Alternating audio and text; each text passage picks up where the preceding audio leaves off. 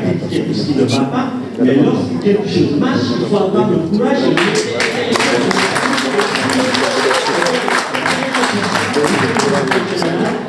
je vous remercie parce que j'ai vécu ce changement avec des différents séjours au Sénégal. D'abord en étant étudiant où tout le temps, un prof qui est en train de faire un cours avec un vidéoprojecteur, d'un seul coup, le cours s'arrête parce qu'il y a coupure d'électricité.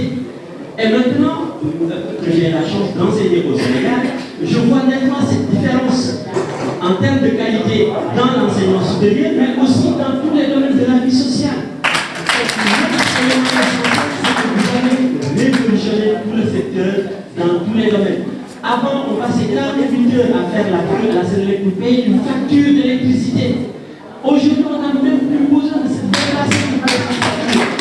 Donc, c'est tout cet ensemble d'innovations qui ont fait qu'aujourd'hui, le secteur de l'électricité est un secteur qui fonctionne bien. Et je pense que l'un des défis majeurs auxquels nous sommes confrontés au Sénégal, ce n'est pas du tout la transition énergétique. La transition énergétique, nous la vivons depuis nous sommes indépendants et bien avant.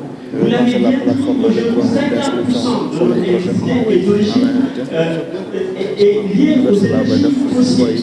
C'est-à-dire, en dehors des électricités plutôt, c'est-à-dire le charbon jusqu'au blé. Aujourd'hui, il ne faudrait pas parler de transition énergétique, mais plutôt de mix énergétique. Et l'enjeu majeur auquel on est confronté est un enjeu donc institutionnel. Vous l'avez dit, c'est cette ségrégation entre l'urbain et le rural. C'est ça qu'il faut bannir. D'autant plus que l'objectif, c'est dans cette perspective de l'émergence 2035, on ne pourra jamais y arriver s'il n'y a pas l'électrification universelle et totale au Sénégal. Merci, M. Vous avez épuisé votre Monsieur Bogarty, s'il vous plaît, pas de chiffre ni d'appartenance politique parce que c'est une conférence ouverte à tous les compatriotes sénégalais. Allez directement au but en posant votre question. Merci. Le nom, son nom. Je remercie notre éminent directeur qui a une qualité vraiment assez sur la langue parce que je voulais lui jeter le point. Parce qu'il faut des hommes comme vous dans cet état. Parce que vous avez parlé de quelque chose qui m'a trop marqué. Il y a des intellectuels, des cadres qui sont là, mais malheureusement, la politique ne les voit pas. Je lance un appel à notre chef président qui vraiment nous a fait sortir de ce dilemme de coupure inspective de mouvement. Moi, j'avais acheté une lampe torche pour mon fils. Il est là, il fait 3e année école d'ingénieur.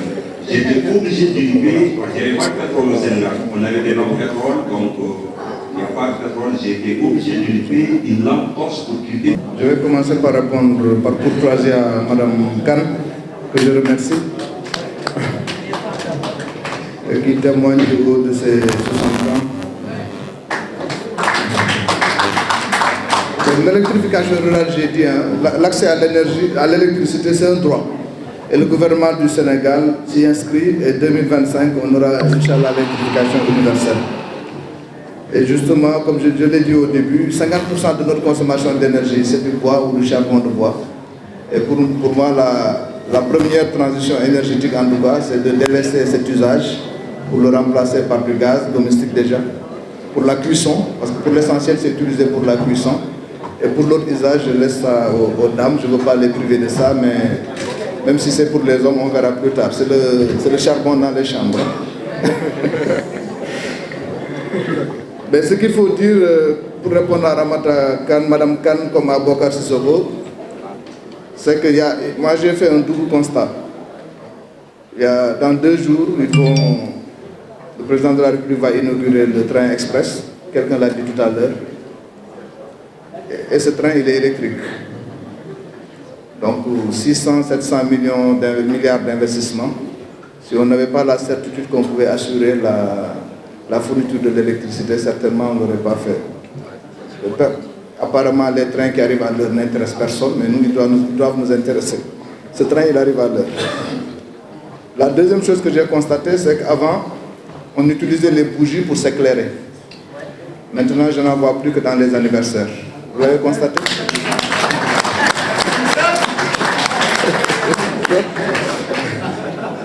Donc ça c'est des choses simples qui permettent de voir le chemin parcouru.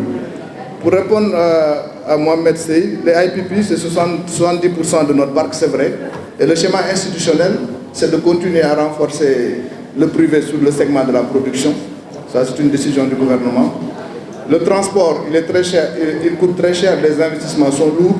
Aucun privé n'en voudra, donc l'État va garder certainement ce segment et être celui qui va être le réceptacle de tous les revenus du secteur pour redistribuer aux différents opérateurs, faire les paiements.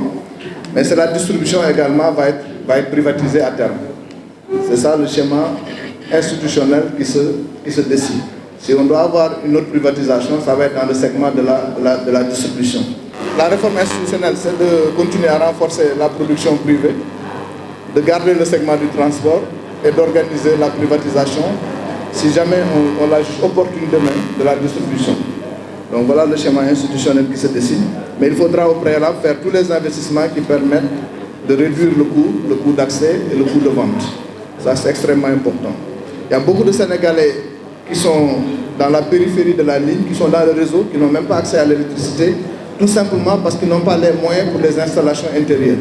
Quelqu'un a parlé des installations intérieures tout à l'heure, qui coûtent en moyenne 150 000 francs CFA, 200 000 francs CFA pour une maison de 4 pièces. Et pourtant, il y a des Sénégalais qui n'ont pas ce budget-là. C'est pour ça, dans tous les nouveaux programmes d'accès que nous avons négociés, notamment avec la Banque mondiale, nous avons inclus dans le projet de financer nous-mêmes les travaux intérieurs. Parce que normalement, les travaux intérieurs sont du ressort des clients. Et mieux, nous avons lancé un programme WFR social, certainement vous l'avez vu, qui à la suite des bourses sociales, en utilisant le même fichier, on identifie des Sénégalais dans certaines zones. Malheureusement, ça peut être que symbolique, on ne peut pas le faire sur une vaste échelle. Dans le cadre de la RSE de Sénélec, nous offrons l'installation intérieure, le compteur et 1 mois d'abonnement en raison de 5 000 francs par mois pour ces familles démunies. Donc c'est les mêmes familles que sur le fichier des bourses. Moi, je les appelle les bourses énergétiques, pour copier un peu les bourses sociales que le président a initiées. Mais nous essayons de mettre en norme les installations et même les marchés publics qui sont souvent le siège d'incidents graves et d'incendies et qui font perdre des millions, voire des milliards à des Sénégalais.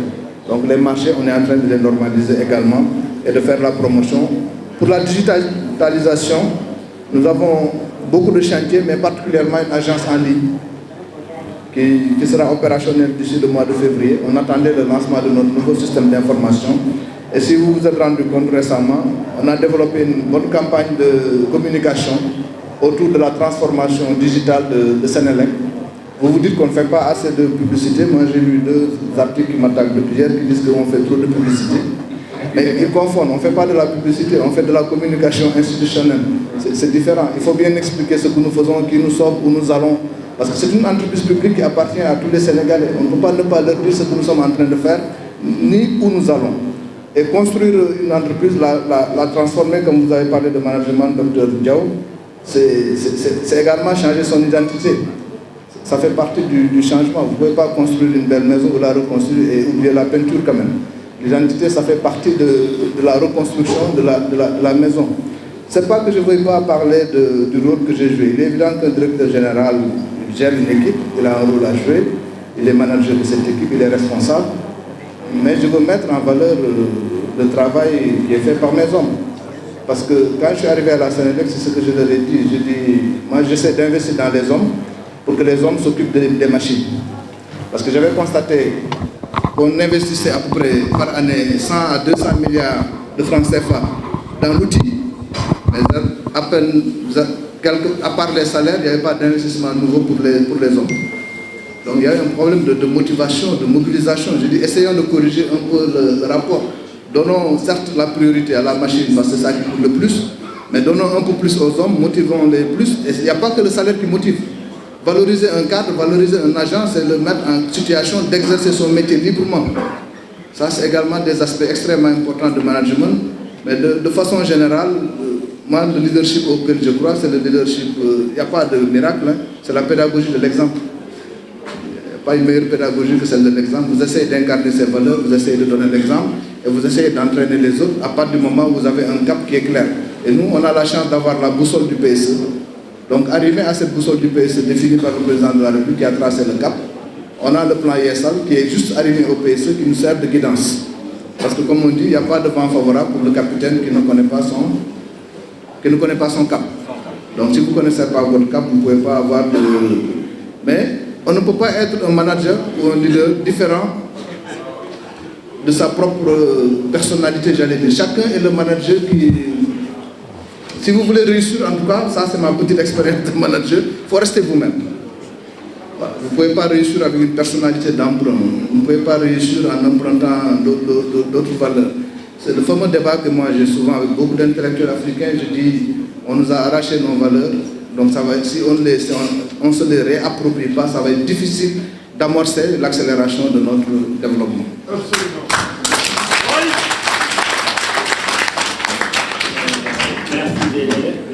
Ou est-ce que c'est la capacité de production du parc, ce qui n'est pas la même chose au final? Donc la troisième et dernière question, donc, qui est la transition. Vous avez dit que dans toute transition, c'est bien qu'il y ait une fin, et je suis d'accord avec vous. Sauf qu'une fin annonce le début d'une nouvelle transition.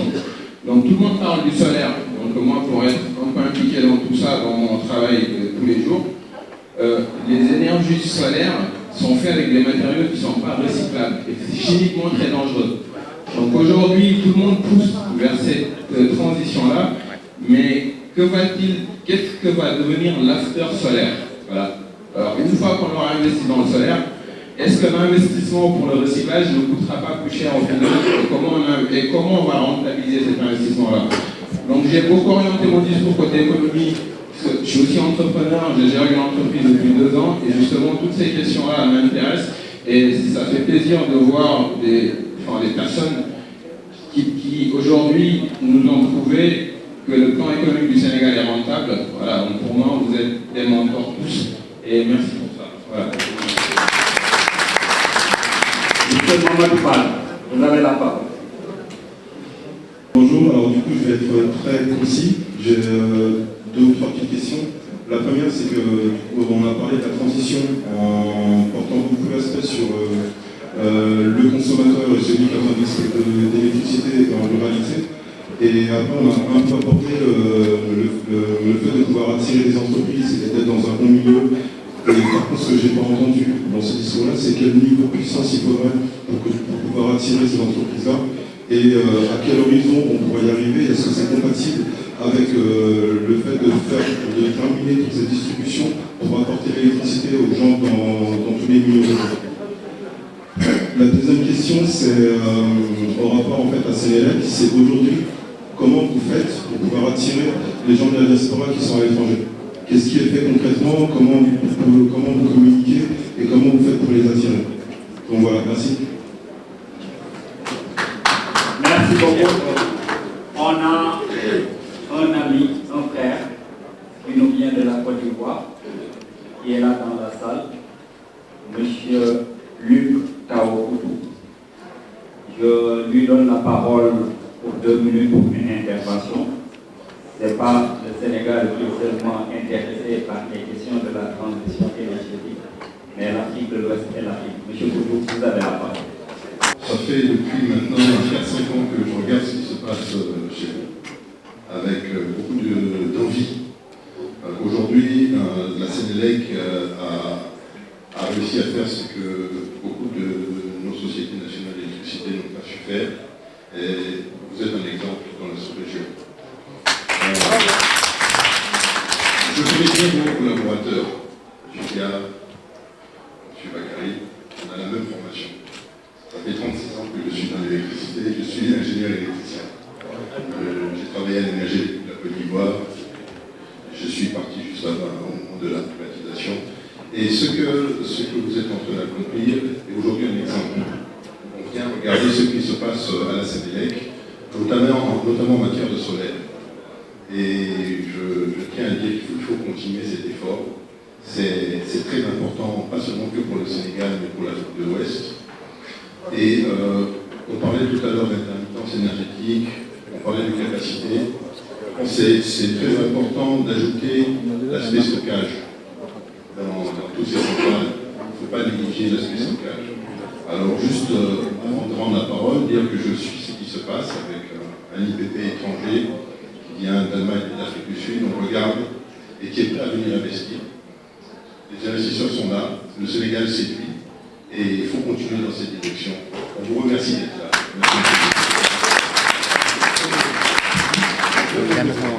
Merci, M. Foudou.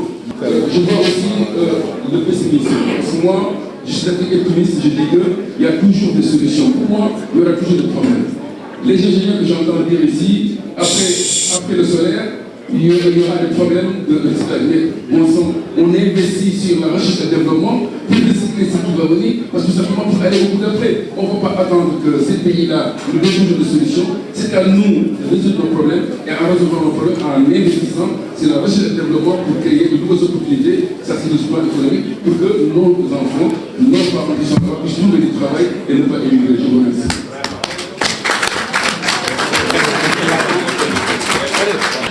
Vous savez qu'actuellement au Sénégal, il y a un président qui est du domaine, qui préside le pays.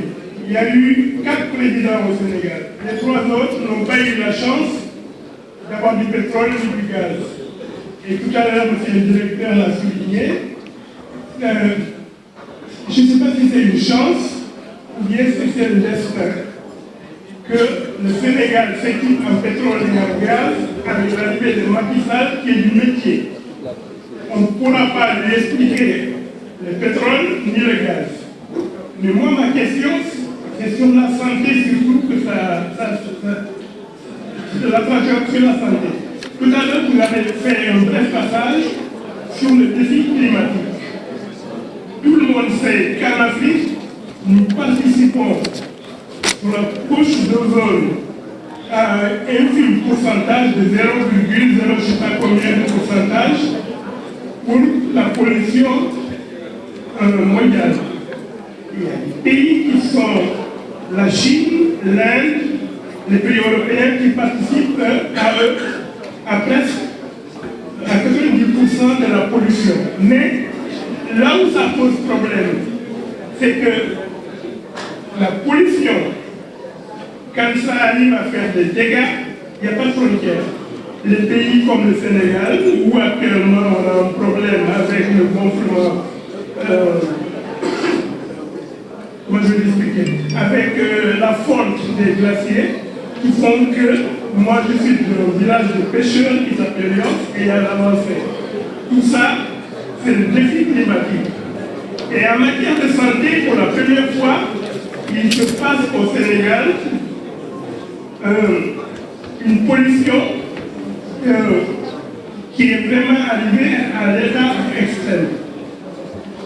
Il y a eu ici, ils l'ont mesuré dans le pays développé, où la pollution tue 54 000 personnes par an à cause des particules du diesel. Et au Sénégal, je me demande est-ce qu'on a ces capteurs pour expliquer aux Sénégalais quels sont les dégâts que la pollution fait. Parce qu'il ne faut pas vous trouver à Dakar à midi. C'est pollué à l'extrême. Et tout à l'heure, vous avez parlé de l'impact du charbon sur le défi climatique. Quel est actuellement, vous, la Sénélec, ou bien comment vous percevez ce problème de santé au niveau de la population sénégalaise? Je donne la priorité au doyen Diagne pour son âge. Et comme c'est le dernier, le défi climatique, je l'ai relevé, il est nôtre. Je ne suis pas en train de dire que tout est fait, tout est parfait, non, on n'est pas dans ce monde idéal. Mais je veux juste dire qu'il y a une vision, vous l'avez rappelé. On a la chance d'avoir un président de la République qui est du domaine. Et nous, comme je dis, Sénélec, c'est notre premier avantage comparatif. Notre chef sait de quoi on parle. Donc il nous comprend, il peut impulser, il peut aider beaucoup plus facilement. S'il vous plaît, messieurs, dames, on vous demande juste un peu d'attention pour laisser le directeur général intervenir. Merci. Donc vous ne laissez pas m'appeler, c'est le signe que ce que je dis n'est pas important, sinon il aurait écouté. C'est à moi de me taire, je crois. Donc pour la pollution, c'est avéré. Il y a un risque sur la santé, mais je ne suis pas un spécialiste du domaine. Mais c'est avéré, ce que vous avez dit. Le niveau de pollution est assez élevé dans nos pays, notamment au niveau du transport. Nous Vous avez vu le parc automobile du Sénégal, ce qu'il génère comme pollution, c'est énorme. Donc il y a un gros risque. Mais de façon générale, il y a un problème à régler dans nos pays si on veut vraiment accélérer pour l'atteinte de notre objectif d'émergence, c'est de mettre fin au désordre de façon générale. Moi, je ne connais pas de pays émergents dans le désordre, j'en ai pas connu. Si vous en connaissez, donnez-moi un exemple. Donc il faut mettre fin vraiment au désordre, ça fait partie des problématiques à adresser les prochains mois. Ça c'est extrêmement important. Le désordre qu'il y a dans notre pays et dans notre capitale de façon particulière, c'est inquiétant et c'est ça qui génère... Il n'y a pas que la pollution, il y a la pollution sonore, il y a l'occupation de l'espace. Dakar est transfiguré, Dakar est une autre ville, tout est cantinisé, marché partout, pas de zones d'habitation, des bars qui ouvrent partout. Voilà, donc il y a de l'ordre à mettre dans cette ville. Parce que l'aménagement du territoire, l'urbanisation est à redéfinir, je crois. Donc ça, c'est un autre débat qui dépasse le débat d'aujourd'hui. M. Sow-Badou, pour le TR, oui, ok, il y a assez d'énergie pour le TR. Mais au moment justement où on lançait le projet, on n'imaginait pas qu'on serait autosuffisant en électricité. Donc on l'avait acheté commandé en bimonte. Bon, mais depuis, beaucoup d'efforts ont été faits. Aujourd'hui, il ne roule pas au gasoil, il roule à l'électricité aujourd'hui. Donc ça, c'est... Beaucoup d'efforts ont été faits, encore une fois. Le coût du baril, quelqu'un l'a soulevé. On n'a pas de maîtrise sur le coût du baril. C'est pour ça que nous continuons à travailler sur notre mix. Le solaire, j'ai dit qu'on arrêtait pour le moment les centrales solaires, la production de solaire en centralisé. Mais le solaire décentralisé, il reste ouvert. Il reste ouvert. C'est-à-dire les opérateurs privés qui veulent mettre du solaire chez eux et peut-être le soir vendre leur surproduction ou leur stockage à Sénélec au moment de la pointe. C'est une problématique que nous avons adressée dans le cadre de la centrale virtuelle que nous voulons bâtir. Sénélec veut mettre en place une centrale virtuelle pour pouvoir capter toutes les économies d'énergie et pouvoir gérer la pointe, parce qu'on ne peut pas continuer à gérer la pointe en construisant de nouvelles centrales, même solaires.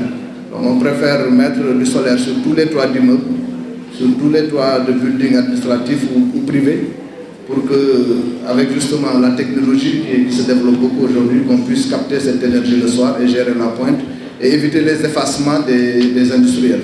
Parce que souvent quand nous avons des difficultés le soir, nous effaçons les industriels. Mais on préfère aller vers l'effacement volontaire des clients et rémunérer cet effacement pour bâtir une centrale virtuelle. Et nous avons signé un contrat dans ce sens. Mais en centralisé, pour être honnête, on a arrêté les projets de solaire.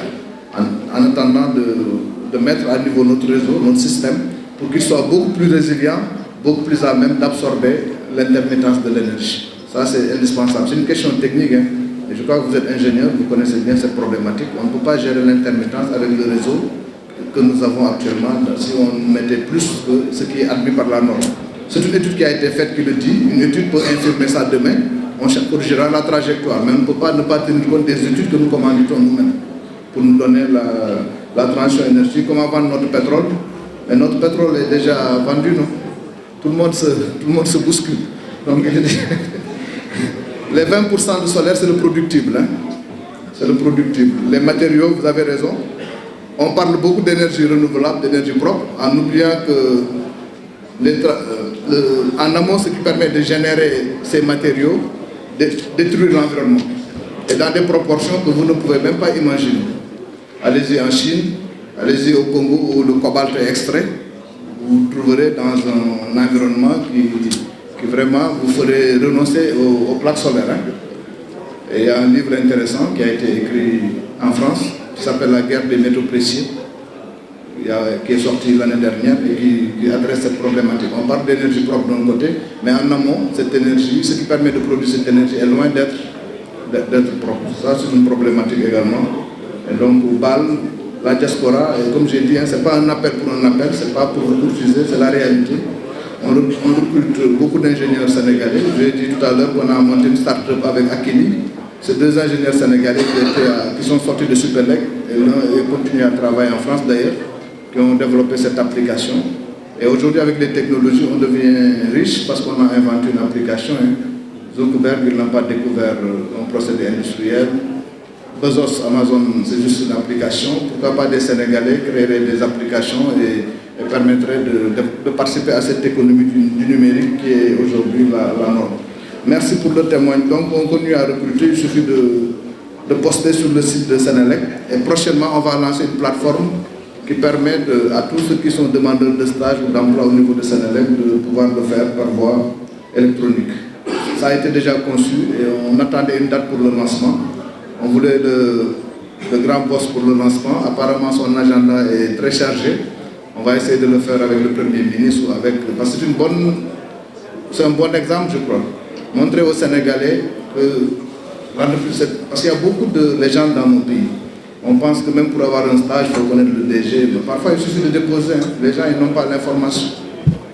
Donc si on fait une plateforme avec des numéros d'inscription qu'on ne peut pas trafiquer, voilà, qui va générer un numéro d'ordre et que les recrutements, les stages se fassent sur cette base, ça peut aider à démocratiser le système, à le rendre beaucoup plus transparent. Donc ce lancement sera fait incessamment. Merci la Côte d'Ivoire pour le témoignage. On n'est pas habitué à ce genre de témoignage de nos amis ivoiriens. Merci. Souvent, ils sont dans la concurrence saine, économique, c'est normal. On est des frères, des voisins. Donc, mais vous connaissez bien le secteur. L'avantage du secteur, c'est que c'est du factuel. On ne peut pas traficoter ou raconter des histoires. C'est un gros avantage. On parle méga, on parle de kilomètres, on parle de capacité. Donc tout est factuel, tout peut être documenté. Donc ça permet de faire les comparaisons et donc de faire un classement. Donc la Côte d'Ivoire est la première économie de l'UEMOA, la deuxième de la CEDEAO, une grande économie donc, qui se développe. Mais il y a des secteurs où on peut avoir des avantages beaucoup plus importants et comme eux aussi ils ont des avantages sur d'autres, notamment sur l'agriculture avec leur potentiel. C'est cet ensemble qui fera que dans le cadre de l'intégration, on aura une complémentarité de nos économies qui permettra d'assurer le mieux-être de nos populations. Bon, je pense avoir répondu à toutes les questions. Si j'en ai oublié, vous m'excuserez. Voilà, merci à tout le monde. Il était convenu avec l'organisation de parler pour 5 minutes sur la question de la qualité de l'énergie. Je pense que j'ai développé pendant 10 minutes et j'avais décidé quand même de ne pas intervenir sur les réponses car j'ai fait totalement confiance à mon grand frère, ami et collègue de la Sénélec Mokhtar Cissé qui a une vision globale. Je ne suis pas ton collègue, tu n'as jamais été ministre toi. Mon DG actuellement dans le ministère, mon collègue. Voilà. Donc il a une vision globale de la situation. Je précise ce que j'ai dit tout à l'heure pour le résumé que j'ai eu à livrer pour ceux qui m'ont suivi. Je suis très content aussi que la question soit posée par une dame, parce qu'il n'y a pas beaucoup de dames qui ont intervenu dans le débat. L'agence a été créée en 2011 et il y a l'histoire de la ministre de l'énergie qui a démarré en 1970. S'il vous plaît, un peu de discipline, s'il vous plaît, on a presque fini. Laissez le DG parler. La mission de l'agence, c'est une mission globale qui vise la promotion de l'utilisation rationnelle de l'énergie. Et j'ai dit tout à l'heure que c'est tous les types d'énergie.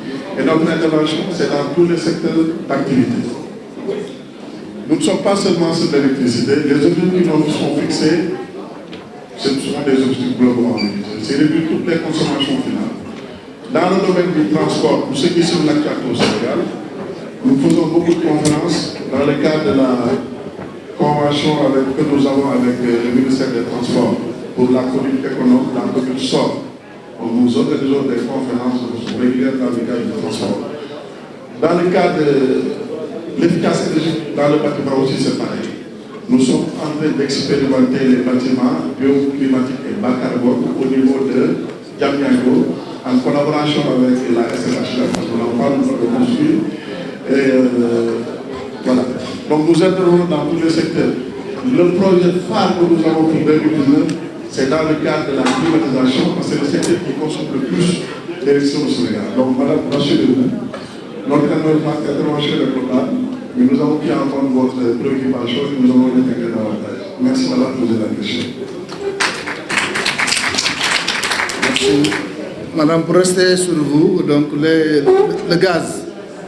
Le gaz que nous allons utiliser, ce sera notre propre gaz, donc naturellement, il ne va pas nous coûter cher. Hein. Voilà. Et s'il est cher, c'est tant mieux pour nous, ça veut dire que la partie qu'on va exporter va nous rapporter beaucoup. Donc je crois que sur ce, il n'y a pas de problème. De toute façon, chaque pays il construit son mix en fonction de ses potentialités. On ne peut pas avoir du gaz et ne pas utiliser le gaz pour faire de l'électricité. On a beau parler d'économie décarbonée, vous ne pouvez jamais empêcher aux Sud-Africains d'avoir du charbon dans leur centrale. 90% du parc sud-africain, c'est du charbon. Donc chaque pays construit son mix en fonction de son potentiel. Ce qu'on acceptera peut-être de moins en moins, c'est d'importer des énergies fossiles pour bâtir son mix. Mais pour ceux qui ont un potentiel, ils sont obligés de l'utiliser, sinon ça ne ferait pas sens. Maintenant, avec toutes les mesures d'accompagnement pour atténuer l'impact sur la détérioration du climat. Je crois que c'est ce que je peux dire pour vous répondre. Et donc il y a toute une économie du gaz qui se développe. Et comme vous, en France ou ailleurs, notre dispatching également, c'est le mérite au deux. Tous les soirs, on place les centrales, on utilise les plus économiques jusqu'au plus cher. C'est comme ça que le dispatching est fait. Saho, je réponds, vous avez faim certainement, là, vous voulez qu'on construise une centrale solaire la plus grande. Bon, pourquoi pas, c'est pas interdit. En tout cas, on a l'espace pour. Le Maroc est un pays un peu différent du Sénégal, en fonction, parce que l'impulsion des politiques économiques est différente, le cadre de l'État n'est pas le même. Et donc, voilà, c'est tout ce que je peux dire pour être politiquement correct. Donc, ils ont une autre réalité, c'est un bel exemple. Ils font beaucoup d'avancées sur le solaire, mais en termes de pourcentage, ils ne sont pas mieux lotis. Parce que le Maroc, c'est plus de 9 000 MW, à peu près 7-8 000 MW. Le Sénégal en est à 1000. Mais nous, on a 20% de renouvelables dans notre parc. Le Maroc est à peine à 10% aujourd'hui de renouvelables dans son parc, malgré la centrale de Mazen, qui est la plus grande, l'une des plus grandes au monde, en tout cas. Donc pour conclure, je voudrais remercier tous ceux qui ont contribué, surtout ceux qui n'ont pas pris la parole, parce que de par vos interventions, mon intuition a été bonne. Je me suis rendu compte qu'il y en a beaucoup qui connaissaient sur le sujet aussi bien que moi et d'autres plus que moi, notamment les ingénieurs qui sont du domaine, les hommes d'affaires, les entrepreneurs. Donc je voudrais les remercier pour cette marque d'humilité qui a consisté à nous écouter pendant 1 à 2 heures. Remercier les organisateurs et dire tout simplement ma dernière conviction patriotique, c'est qu'on est un pays qui a des atouts. Au-delà du gaz et du pétrole, on est des pays qui a des atouts. Nous avons des atouts parce que nous sommes un pays stable. Nous avons des atouts parce que nous sommes un pays démocratique. Nous avons des atouts parce que nous sommes un pays qui a des élites, qui a des ressources humaines de qualité. Merci beaucoup, monsieur le militaire. Ça se voit, c'est comme ça. Quand je voulais parler, c'est nous qui doit parler. Parce qu'il vient pour nous. La domaine qu'il a touché mon cœur. Département de Calais, qu'il a touché mon cœur.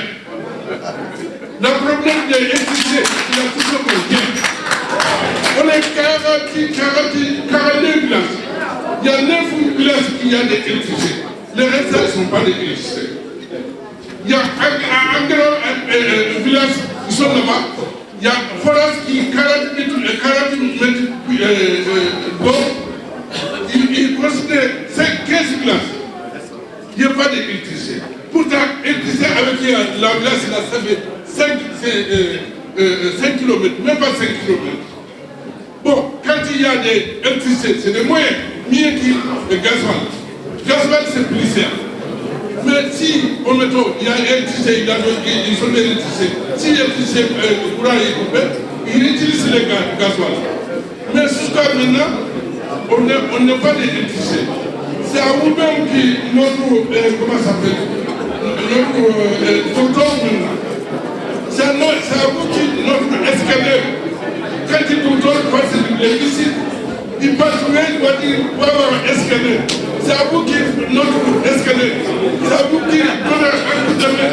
Nous, comme communauté de Montclair, là où la communauté de Montclair, ils ont des problèmes d'électricité.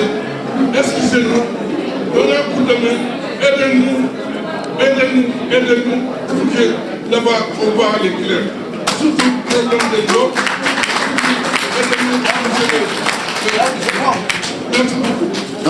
Envoyez la liste de vos villages.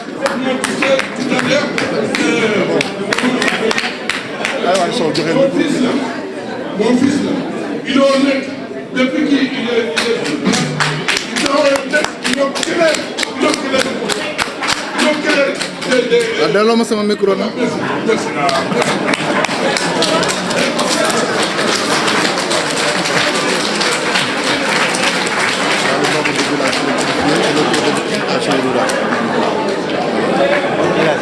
je voudrais remercier le doyen. Son cri de cœur a été entendu, je transmettrai à Azer. Mais je dois dire, comme je l'ai dit au début, que le nombre de villages électrifiés a été multiplié par 2, c'est la réalité. Le taux d'électrification rurale est passé de 27% à 40%, c'est une réalité. Mais de 40% à 100%, naturellement, il y a du chemin. Et ce chemin, nous allons le parcourir ensemble. Il y a un programme pour ça. Je ne suis pas allé dans les détails, mais l'objectif, c'est en 2025 d'atteindre l'universel. Si on peut le faire avant, on le fera avant. Mais tel que c'est inscrit dans nos programmes, c'est 2025. Et 2025, c'est demain. Ceux qui ont attendu 50 ans pour avoir doivent pouvoir attendre. Rochefoucauld, comme on est en France, disait qu'il y a deux péchés capitaux qui nous menacent. L'impatience et la négligence. L'impatience nous a fait sortir du paradis, la négligence nous empêche d'y retourner. Donc, inscrivons-nous dans le temps du développement qui n'est pas un temps de court terme. C'est ça la réalité. Si je vous dis autre chose, je vous mentirai. On ne peut pas, dans un horizon d'1 an, de 3 ans, régler tous les problèmes qui sont là depuis l'indépendance du Sénégal. Donc il faut qu'on puisse avancer suivant un plan, une bonne planification, atteindre le résultat souhaité. Donc c'est cette conviction que c'est possible que je voudrais partager avec vous. J'espère y avoir réussi partiellement en renouvelant mes remerciements au président de la République qui nous a fait confiance et qui nous permet d'exister à cette position, de faire ce que nous faisons pour notre pays. Parce que comme je dis souvent, il y a des Sénégalais mieux formés, plus compétents, qui n'ont pas la chance d'occuper les postes que nous occupons pour faire pour leur pays autant que nous. Et peut-être qu'ils auraient fait plus. Donc nous, on est un peu des ambassadeurs pour tous ces Sénégalais cadres qui n'ont pas l'occasion d'exercer au niveau de responsabilité auquel nous exerçons. Donc nous le remercions pour cette confiance et nous nous engageons à continuer à œuvrer pour mériter cette confiance. Et naturellement, remercier les militants que vous êtes, ses compagnons de tous les jours. Remercier les agents de Sénélec sans qui le DG de Sénélec n'existerait pas. Parce que le travail, c'est le travail de mes équipes, c'est le travail de mes agents. Ils ne sont pas là, mais je leur rends hommage. Derrière tout ce que je vous dis, c'est leur statistique, c'est leur travail, c'est leur productible que je vous rends aujourd'hui en énergie verbale. Donc, et enfin, remercier le public et tous les compatriotes et surtout les organisateurs, les amis avec qui j'ai partagé le présidium. Ça a été une belle journée. Merci beaucoup. Et merci à toutes et à tous. Je pense que je vais commencer ces remerciements par ce charmant public qui a été nombreux, qui a été également très discipliné et dont la contribution a été non seulement pertinente mais significative. Monsieur le directeur général, ce travail a été même un mix énergétique parce que c'est une énergie collective. Elle a été pensée certes par la TIMCOM et portée et par les jeunes et par les cadres et par le mouvement national des femmes, mais au-delà par la coalition Benno Bokk Yakaar et au-delà, une fois de plus, par l'ensemble des mouvements de soutien et au-delà par la majorité présidentielle. Donc c'est tout ce mix, c'est toute cette intelligence collective qui a permis naturellement de réussir cette conférence. Remercier aussi nos compatriotes qui ne sont pas encartés, qui ne sont pas politiques, mais qui sont venus à venir écouter, à venir partager avec nous cet après-midi.